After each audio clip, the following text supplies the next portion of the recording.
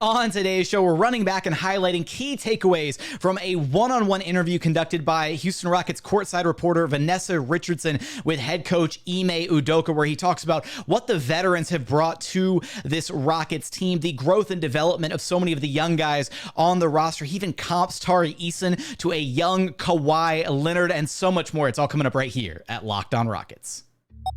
This is Mission Control, Houston. Ignition sequence start. Throw it up to Jalen Green. Sengun here in the short roll. Oh, my, that's the no-look. Jabari for three and the win. Yeah! Look at Tari Eason. Here comes Tari. No! T-minus 15 seconds. Guidance is internal. The Houston Rockets select Ime Thompson and Cam Whitmore. One thing I have never done is not made the playoffs, and so we want to take that step here as well. 6, 5, 4, 3, 2, 1.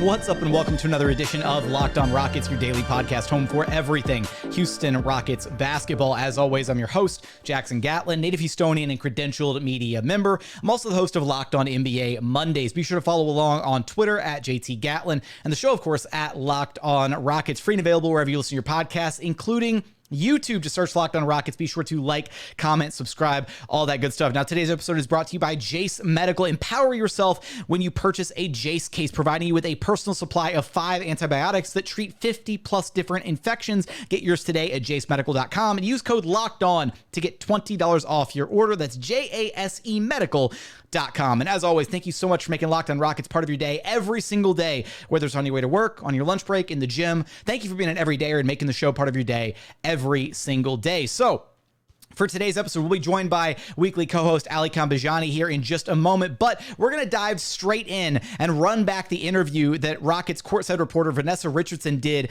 with head coach Ime Udoka. Let's dive back into that right now. All right, here with Coach Ime Udoka. Coach, when 2023 ended, you told your guys, don't be satisfied with the 500 record. How have you seen them respond to that?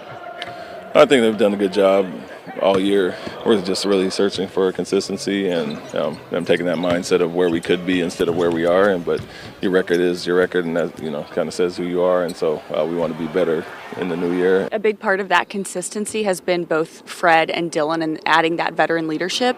How have you seen that help your guys ingratiate into the league, especially the younger ones?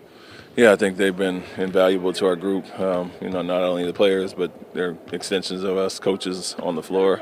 But everything from the day-to-day advice they give off the court, but on the court, work ethic, professionalism, winning mentality, and everything it takes to be a better team. And so those guys have done that from day one. They do it in different ways. Some more vocally and some, hands-on. And so just as a group overall, you can throw Aaron and Jeff Green in there as well. Mm-hmm. I think they've been invaluable to our group, but it's more so the little things that they do and the things that the players see every day is what they're trying to build those habits off of, and you got some good vets to show example. What do you want to see from Jalen Green as we get into 2024?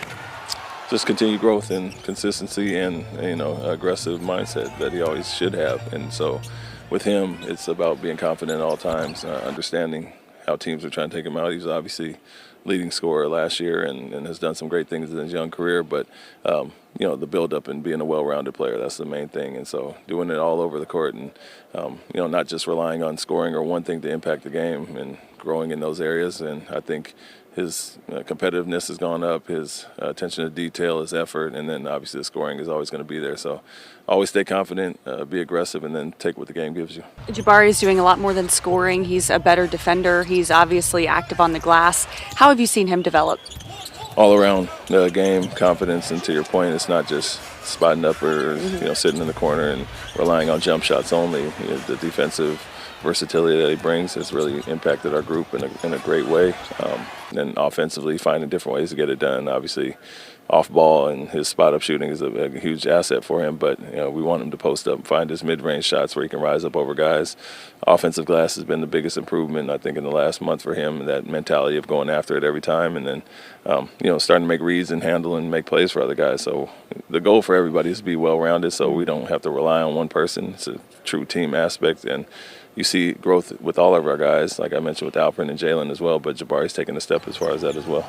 How have you seen Alperen grow from day to day? Where he's at now compared to the beginning of the season. It's really cool to see. Yeah, it was a quick jump initially. I think, obviously he bought in on the defensive end, and we wanted to really help him improve in that area. And offensively, he's so skilled, and I think he's taken it to another level as far as his confidence. Try to move him around, do a lot of different things with him. He's such a great scorer in the post that teams really load up on him, and he's initiating offense for everybody else. But you can move him around on the court, put him at the nail. It's harder to double team him from there, and we've only seen his confidence grow in the last month or so. And so a big part of what we need going forward, and the skill set and versatility of him has been great for our group. But you don't always want pick and rolls and isolations. You can just go to him, and he draws so much attention that it's benefited everybody. What are some of the specific things that assistant coach Thiago Splitter has helped Alpi with? Just that, Thiago's Brazilian but played in Europe for a long time, so they have that commonality, and that mindset. And Alperen always talks about being coached hard like coaches do in Europe. And so obviously I'm going to coach the way I coach, but Thiago's a kind of a voice in his ear, always reminding him of consistency and, not being lazy with certain things and striving to be better. And so Thiago played at a high level, obviously a championship player with our time in San Antonio, and he can really be hands-on and talk about examples and things he went through as a player. Knowing Alpi is a lot more skilled and a scorer than Thiago was, but he can, give him little pointers here and there. And I think all of our coaches do that, but it's been really great to see those two form a bond. How are you seeing your rookies, Amin and Cam, kind of make the most of their minutes on a night-to-night basis? Yeah, they're always hungry and itching to play, and then with us it's a matter of, we have real depth and a logjam in some of those positions. And, obviously you have Tari, Jae'Sean, Dillon, Jabari, and guys that are in the same, position. Obviously, Amin had the injury early where it gave Aaron the chance to play, but, they've had, little ups and downs at times, which most rookies do. But the injury thing was big for Amin, and now he's kind of rounded back into shape. And for Cam, it was really understanding what we're looking for from an offensive and defensive standpoint, and he's taken that challenge on. He had some good time in Rio Grande, which really sharpened him up, and you can see the improvement from there. So he had the right mindset about going down there and playing and improving, and you see that carry over to games. So everybody's path is different, 4th pick, 20th pick, but like I said, we have players in front of them that have done some great things, and take their time, be patient, and not get frustrated and stick with the process, and you can see it starting to benefit. What have you heard around the league, if you have it all, about Tari? He's so scrappy. I feel like coaches are having to start to really game plan for him. Yeah, his unique ability to impact games. I think he's number one on our team from a statistical standpoint of how he impacts games and winning on the court when he's playing. And so he does it in his own way. It's a guy that you don't even have to call a play for. He's going to impact the game, obviously, on the defensive end, but offensively, shooting the ball well, learning to grow in those areas, and obviously the steals and the loose balls and 50-50 balls, all the things he comes up with are very unique. He'll get a crazy one every game that makes you kind of shake your head. But, I had a young Kawhi Leonard, and he's the closest thing that reminds me to what Kawhi did back in the day of just taking balls and getting those ones that other guys don't get. And so those are plays that ignite the team, give us a bunch of energy, and it gets him going as well. What are some of the challenges that come with an 11-day, 6-game road trip? The same. I think I look at it the same. We were home for 7 games, got off to a little bit of a bumpy start and want to finish it off well. But for us, I think it's building on what we've done, which is, finally get over the hump with some road wins. And there are always challenges. I think for a younger group, it might impact guys a certain way, but we want to get that mentality of home or road that's played the same and hold up to our standard. And I think the vets have that mindset. They've been there, done that. And for the young guys, we want to see that carry over, and not just having the crowd at home and how they impact you, just going on the road and having that same mentality. So, for me, I don't look at it as much difference. I don't put a whole bunch of stock in it, but, the numbers are the numbers, and we have to get better on the road, and we're looking forward to these 6 games. New Year's resolution? Diet, no sugar. That'll be hard. Thanks, Coach. All right, that does it for the interview with Ime. Shout out to Vanessa for a great interview with the Rockets head coach. Coming up, we're going to unpack and share key takeaways from what Ime Udoka had to say about this Rockets team and this season as a whole. We're going to get there in just one moment. First, today's episode is brought to you by Jace Medical. Look, I know we come to sports to escape from some of the crazy realities of real life, but can we talk just for a minute about preparing for real life? According to the FDA, pharmacies are running out of antibiotics like amoxicillin right in the middle of the worst flu season in over a decade. That's pretty scary stuff. Look, I don't know what would happen. I can't imagine a more helpless feeling than if a close friend or a loved one got sick while a supply chain issue kept them from life-saving medication that they needed. Thankfully, you're going to be okay because of Jace Medical. The Jace case is a pack of 5 different antibiotics to treat a long list of bacterial illnesses, including UTIs, respiratory infections, skin infections, and so many other things. This stuff could happen to any one of us. Visit jacemedical.com and complete your physician encounter. It will be reviewed by a board-certified physician, and your medications will be dispensed by a licensed pharmacy at a fraction of the regular cost. It's never been more important to be prepared than today. Go to jacemedical.com and use offer code LOCKEDON to get $20 off your order. Again, that's offer code LOCKEDON at jacemedical.com. And joining us now is none other than your weekly co-host, the X's and O's man, Alykhan Bijani, who can track down on Twitter at Rockets_insider, here to discuss and deliberate upon the fantastic one-on-one interview conducted by Vanessa Richardson, Houston Rockets courtside reporter, with head coach Ime Udoka. And Alykhan, there was a bunch of good stuff in this interview, a fantastic one-on-one here with a lot to unpack. So I'm going to let you kind of steer the bus here for a moment. Where do you want to go first? What did Ime say that piqued your interest the most here? His New Year's resolution is to not eat sugar. That's what piqued my interest the most now. It's a lofty goal, but I hope he can accomplish that. I could never. Honestly, no way. As I hang on, I'm going to crack open ASMR Dr. Pepper right there on the mic. Sorry, Ime, I can't do it. Oh my God, Jackson. Honestly, there was a lot that really stood out to me. But I guess I'll just start off with the first thing that comes to my mind, hearing the video, watching it again, was his mention about Tari Eason. He mentioned 2 things about Tari Eason that really stuck out to me. Mentioned one, that he leads the team, like in terms of a team statistic they have in terms of impacting winning. And I thought that was, wow, it's great. And I will say, he leads the team in plus minus. So it makes sense from kind of, if you want to look at NBA stats, but just from a team perspective, the stats they have, he, is, has that, ranking, or that he's leading the team in terms of impacting winning. On that note about Tari leading the team from a statistical perspective, it's worth noting that different NBA teams value different things statistically, right? The Rockets were at the cutting edge of statistics for a long time in valuing threes, which is why, they developed Morey ball and the Daryl Morey style of basketball, where they prioritize threes, layups, dunks, and free throws above all else. And that eventually kind of caught on as the rest of the NBA learned, hey, if we prioritize these efficient shots, it's going to look a lot better. So that's one example of in-house statistics, analytics, and kind of what the Rockets analytics department focuses on.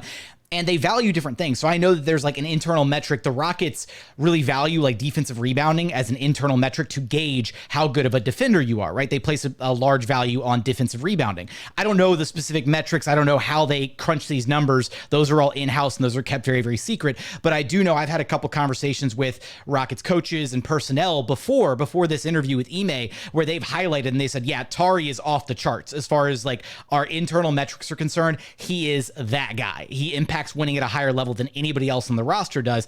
And this goes back to, as last season, his rookie year, his productivity is through the roof. So this isn't a new thing. It's just cool to hear Ime be upfront about it and be like, yeah, from a statistical perspective, he's incredible. Dude, there's possessions defensively where 1 in every 6 possessions he's forcing a turnover. That's pretty astounding. That's on average. Right. So that's pretty astounding to think about.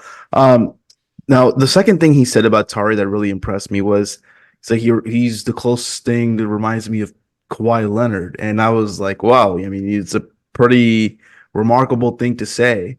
And granted, he was referencing Tari's ability to have those steals throughout the game where he'll just kind of grab the basketball away from another player. But we've always talked about that comparison, right, in terms of their hands and just their size and body frame and everything. All the measurables about all them, the physical things. Yeah, and so it's fascinating to hear somebody who was involved in Kawhi Leonard's, stardom or growth in San Antonio speak that highly of a player like Tari Eason. So for me, right off the bat, those two things stood out. Yeah, I mean, I feel like, and I highlighted this in earlier this season at one point, where I feel like we almost kind of did a disservice early on by kind of putting Tari into a box and painting him into a corner to say, hey, you're a 3-and-D role player, right? That's what you're going to be as an NBA player. Cool. Tari, I think, might have more than that, right? He's only in year 2. He's struggled with some injuries this year after being an Iron Man last year, playing all 82 games. So I do wonder if maybe Ime sees more there, and if there's more there where Ime is like, hey, I've got this guy who has a lot of the same physical attributes as a young Kawhi Leonard and does a lot of the same kind of intangible things, the hustle play things, the things you can't really teach, from a defensive standpoint, some of the innate things that he just brings to the table. And maybe there's a way for Ime to mold Tari. I'm not saying Tari's going to be the next Kawhi Leonard. That's not what I'm saying. But maybe there is a pathway there for Tari to be more than just your traditional everyday run-of-the-mill 3-and-D role player. Even if he's an elite 3-and-D role player, maybe there is more to Tari Eason, the player, that Ime Udoka sees right now that he's working on unlocking. Yeah, I mean, and that was the first thing for me. Jackson, how about you? What was the immediately first thing watching the 7 minutes? What stood out to you? He was asked about just overall, with each response that he had about whether it was Jalen, Sengun, Jabari, he's consistently preaching consistency. That's one of his key words. He uses it all the time. He tries to preach consistency. And I do think that for a young developing team, consistency is a good thing to be preaching, right? You can preach all sorts of different things. You try to get them to buy into different schemes, offense, defense, whatever, but it really is at the end of the day about consistency. And that's what Ime is striving to get these guys to achieve. Is he doesn't necessarily need or want Jalen to be a star right here, right now in year 3. He doesn't, Alp's been playing out of his mind. He doesn't need Alp to be him yet here in year 3. He just wants these guys to be consistent. And that's why when they're not consistent, that's the first thing he highlights, right? We go back to the Chicago Bulls loss, how the first thing he did was, rather than, he gave Alp his flowers for his dominant fourth quarter and overtime performance and all that, but he also highlighted the fact, hey, the dude flat out didn't show up in the first half, right? That's unacceptable. And we can't have that. He decided to show up at halftime, and he was able to play the way that he normally plays. So I do think for Ime, consistency has been his number one message across the board for all these young guys. It's just, it varies, person by person. How do you get consistency with Jalen Green? How do you get consistency with Sengun, with Jabari, right? The ways to get each of these guys consistent is different, but I think that messaging has been clear across the board.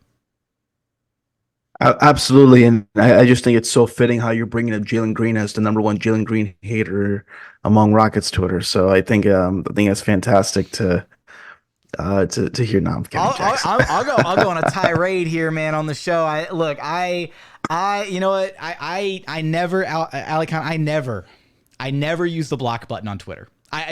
Up until January 10th or 11th, I can't remember if I started blocking accounts on the 10th or the 11th.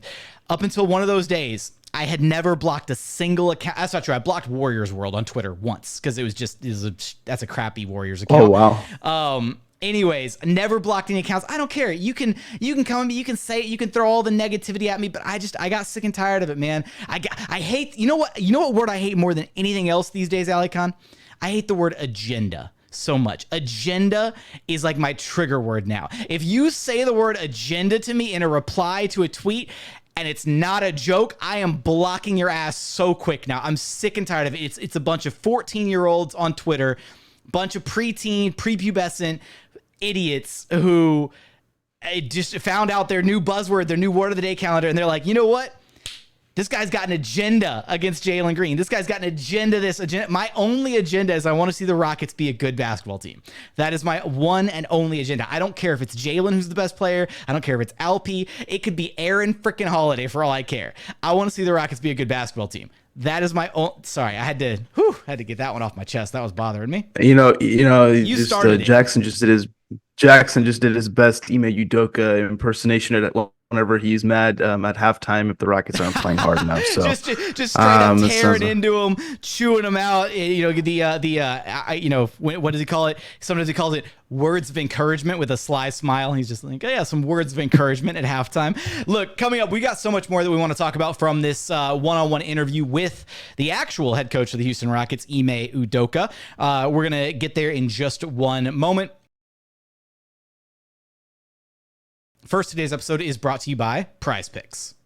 Prize Picks is the largest daily fantasy sports platform in North America. They're the easiest and most exciting way to play daily fantasy sports because it's just you against the numbers. Instead of battling thousands of other players, including pros and sharks, you just pick more than or less than on 2 to 6 player stat projections and watch the winnings roll in. It's so simple to play. You can make your picks and submit an entry in less than 60 seconds. They've got quick withdrawals, easy gameplay, and an enormous selection of players and stat types, which is what makes Prize Picks the #1 DFS app on the market. Prize Picks even offers a reboot policy so that your entries stay in play even if one of your players gets injured. For football and basketball games, if you have a player who exits the game in the first half and does not return in the second, that player is rebooted. Prize Picks is the only DFS platform with an injury insurance policy. So if you've been thinking about getting into daily fantasy sports, gotta check out Prize Picks. Go to prizepicks.com/LockedOnNBA and use code LockedOnNBA for a first deposit match up to $100. Again, that's prizepicks.com/LockedOnNBA with promo code LockedOnNBA for a first deposit match up to $100. Prize Picks is daily fantasy sports made easy.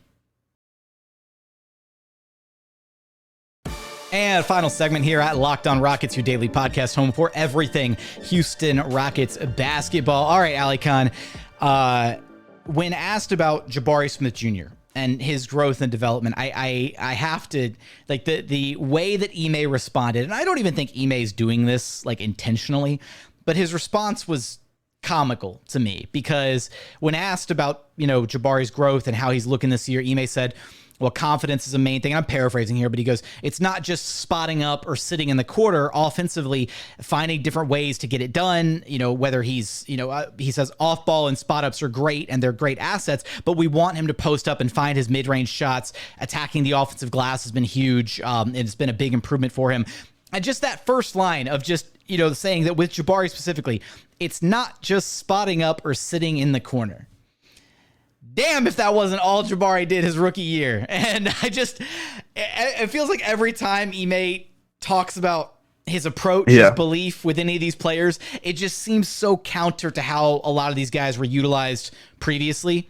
And I really am happy that Jabari has found his confidence again. He's got a coach who really believes in him now, who empowers him to do different things on the basketball court. And that's why we're seeing Jabari, have a phenomenal year 2 here. He hasn't quite taken a star level leap, but he is an impactful, a high level impact player right now in year 2. And that's only going to get better as he grows. He's become, a walking, 10 plus rebounds every game. He's a very versatile defender. Watching him, guard DeMar DeRozan in that game against the Bulls was incredible. He had some sensational defense playing against DeRozan, including the clamps on that possession at the end of regulation.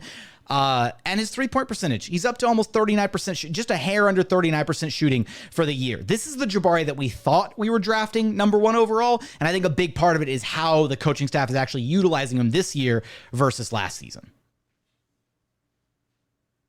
Jackson, he shot 29% last year and above the break threes, to a point where, a lot of those threes were just him getting the ball and kind of throwing it up there because he wasn't getting the ball in the rhythm of the offense, right? He was kind of spacing out, not spacing out mentally, but just spacing out and being a floor spacer for other perimeter players to be able to create. He never knew this year he's shooting. This year he's shooting 38% above the break, and from what was his biggest weakness to now arguably his biggest strength as a shooter is above the break threes. Phenomenal, big testament to him and being able to kind of work on his shot. But also a lot of it has to do with the fact that, like you said, he's getting touches, but it's in the flow of what he wants. He's shooting 47% in the paint non-restricted area. Why is that important? That's some of those turnaround jump shots in the post. That's some of those elbow, inside the elbow mid-range jumpers, right? That's touching the paint. He's getting to those spots where he's good at, and it's allowing him to kind of, get into a rhythm. Last year, I did a video on this. I did a little film study that talked about Alperen Sengun and Jabari Smith Jr., how they would assist each other and they were both each other's second most assisted kind of teammate, right? Just both of them really complimentary. This year, it's actually grown a lot more to a point where half of Jabari's assisted baskets are from Alperen Sengun. And I just think that's a testament to how well they're playing together. We talked about going into the season. Jabari is the best post-entry passer on this team, probably now alongside Fred. Fred is also one of those guys. But you have two guys who are playing well off each other. They're running pick and roll. You're seeing Jabari run dribble handoff, where he's starting in the corner, but he's not staying there. He's starting in the corner and he's lifting, coming off of an LP screen or dribble handoff and getting into the mid range or kind of getting LP the ball in the low post. They're playing really well. A lot of good complementary basketball, and that's a credit to Ime Udoka, but he's absolutely right. It's also about Jabari finding other ways to impact the game, which gets him going. He's not staying kind of just stagnant on both ends of the floor. He's not just staying stagnant on one side, weak side defensively. He's involved in the perimeter, which is why he's also been effective. And then rebounding has been off the charts. He's already had 3 15-plus rebounding games this season, only had one of those last season. So he's been great. Yeah, an immense amount of growth from Jabari Smith Jr., which is great because my take of him being, the Rockets' best player, or best prospect, I should say, was looking in jeopardy there for a minute as we were headed into the season, which on that note, when we were ranking prospects coming into the season, right, you and I both had Alperen Sengun ranked 4th on the Rockets prospect list. And I think a big part of that was the defensive concerns with Sengun, because we really didn't know what this team was going to look like with a big man in the middle with question marks surrounding his defense, because last year the Rockets defense, all of it was Swiss cheese. It was awful. We didn't know if Sengun could actually be a functional piece on a good defensive team. And I think so far this year, we have learned that with the right pieces around Sengun, you absolutely can have a top 5, a top tier defense in the NBA with Sengun as your man in the middle. And that highlights what Ime Udoka said when asked about Sengun and his growth, just talking about the fact that he bought in immediately on the defensive side of the basketball. And that was an area that the coaching staff wanted to help him improve upon right away, that they knew what he could do offensively and that, he has a lot that he can do there. Teams like to load up on him. And Ime talked about the different ways that they can utilize him, right? Putting him at the nail, and it makes it harder for teams to double team him. He generates high quality offense for his teammates, all that stuff that we kind of already know about LP. But it was the defense that was the biggest question mark. And so for Alp to have, really embraced Ime, embraced his philosophy, embraced his coaching staff, and gotten to a place where he's not only, at least passable on defense, I think at times he's been a good to great defender this year for this Rockets team. Hustling, they're using him different ways, right? Playing him more at the level of the screen, getting, aggressive, some trapping schemes. They've gotten really creative with placing him, on wing players to eliminate him having to guard in pick and roll coverages against certain matchups where he guards, Josh Giddey or whoever, the non-shooters, Dorian Finney-Smith with the Brooklyn Nets, different matchups like that. And that's credit to the creativity from Ime Udoka to understand, hey, I've got a big man who might have some defensive limitations here and there. So what do we do to mitigate those limitations, right? What do we do to put him in spots where he's not going to be left on an island to fend for himself, which is basically what happened to him a lot last year. I like to watch the opposing team's center whenever they're interviewed after a game talk about Alperen Sengun, because it's really important to see from a peer, not just a peer, but a peer who plays the same position, talk about, Alp and how well he's playing as a young player. And there's a few things that have stood out to me, like consistently being heard from opposing centers. That's Alp communicates defensively. He may not necessarily have the shot blocking acumen where he's one of the league's best shot blockers. He may have some of his weaknesses, but what he does and does well is he communicates. He's getting guys who are able to fight over the screen and fight at the level of the screen in proper position to do so. He's staying at the level. He's communicating to the back line of what needs to happen. Hey, I'm going to do this. Be prepared. You're hearing that from opposing centers, and that to me is a very important sign that I don't expect Alperen Sengun to be a top-tier shot blocker, but I do expect Alperen Sengun to help fortify your paint defense and to be somebody who's not just allowing layups and open shots around the rim. And he's done an excellent job at that. And I think credit also goes to Ime Udoka.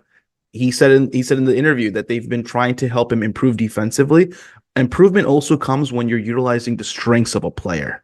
And they are absolutely utilizing his strengths in terms of his quick hands, his ability to get low. He's really good at getting low.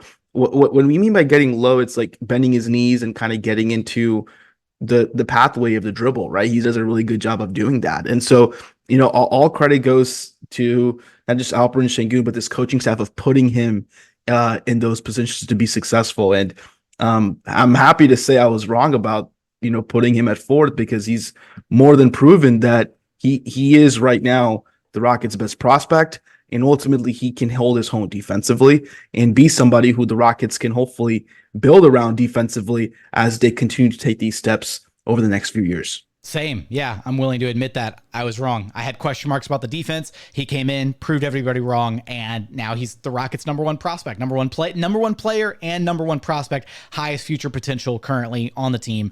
No question about it right now. He's playing at an all-star level. He deserves all of the flowers. And it's also worth noting that Ime highlighted the relationship that's, the budding relationship between Tiago Splitter and Alperen Sengun. Ime bringing in Tiago, another one of the Spurs' former players, former coaching staff, roots in the Greg Popovich coaching tree, all that. A guy who played, his fair share of overseas basketball in EuroLeague, understands some of the philosophies from over there, understands the way that Alp likes to be coached, how he likes to be pushed hard by his coaches. And just, little tips and tricks, right, about what it was like to play in a winning environment and see, winning all-star caliber players up close like Tim Duncan and Tony Parker and Manu Ginobili during his time with the Spurs, and being able to impart that wisdom and knowledge with Alp. I really thought when Tiago was added as like a late addition to Ime's coaching staff, I loved the addition, and I knew immediately that was going to be a big addition for Alperen Sengun specifically.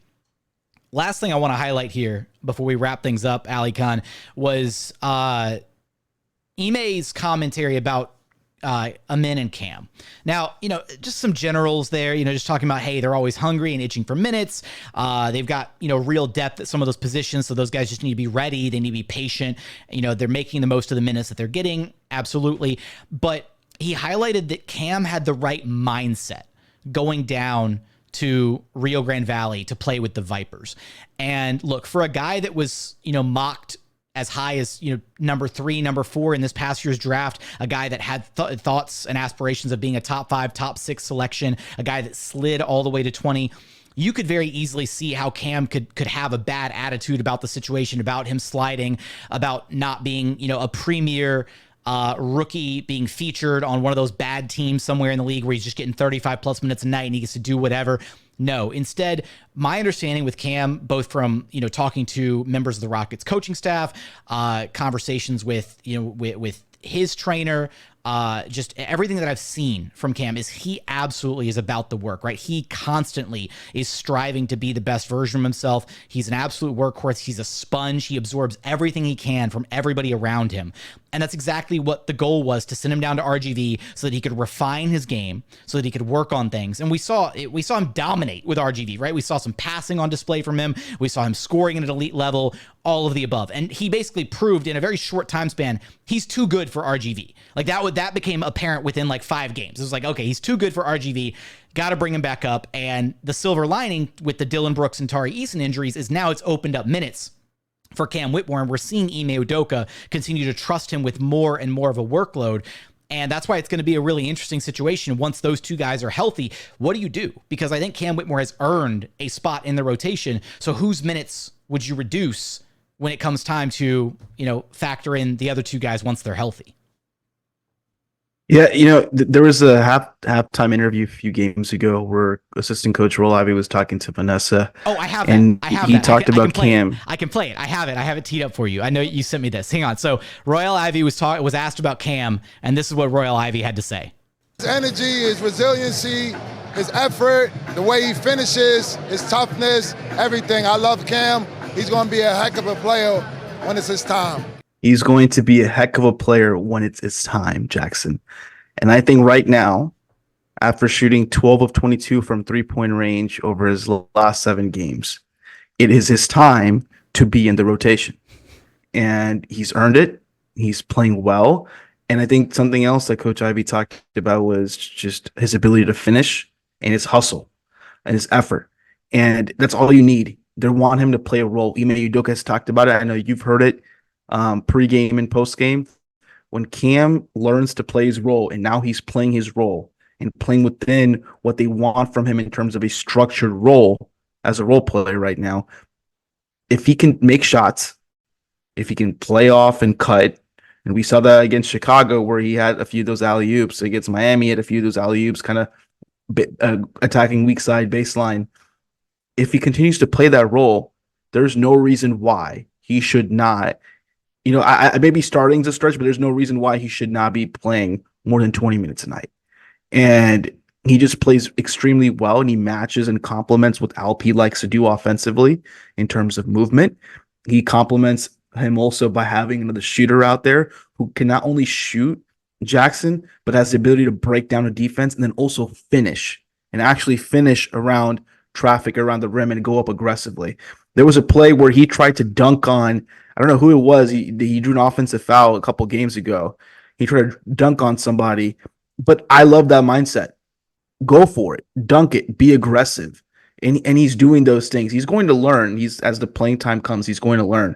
But he's too good of a player, and he's fitting in a need that you have right now offensively for him not to be able to play. And one thing highlighted by one of our other weekly co-hosts, Madison Moore, he shared that he noticed one thing about Cam defensively from the Bulls game, that on an early possession guarding DeRozan hit him with a pump fake and got him in the air for an easy foul. Cam never fell for that pump fake again in the game.